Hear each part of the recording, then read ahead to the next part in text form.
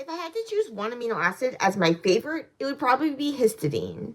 It's cool for a variety of reasons, one of the main ones being that it actually allows me to purify proteins using histide chromatography.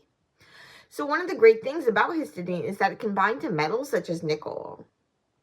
If we engineer our protein so that we have a string of histidines at the end of it, a his tag, now we can get our protein to bind really strongly to little beads called resin that are coated with nickel.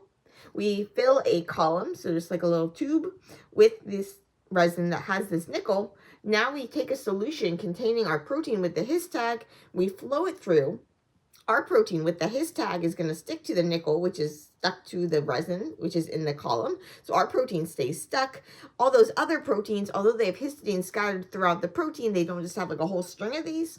And so that's going to make it so that our protein sticks, the other stuff flows off. Now, if we want to get our protein off that's stuck on here through the his tag, well, what are we going to do? We can actually introduce imidazole. Imidazole is the part of histidine side chain, the ring part, that is actually the part that does the binding to the metal. Now, if you have a string of histidine in a row, that's going to be a lot tighter of a binder than imidazole. But if you add enough imidazole, you really flood it out, you're going to outcompete your protein that's tagged, and your protein is going to come off. So how do we introduce this tag? Well, when we give bacteria, say, the instructions for making our protein, we just add a little bit of extra DNA on the end. And that little bit of extra DNA on the end, now the bacteria, when they go and make the protein, they're going to put the his tag on the end of the protein. And now we have this way where we can purify our protein selectively using this form of affinity chromatography.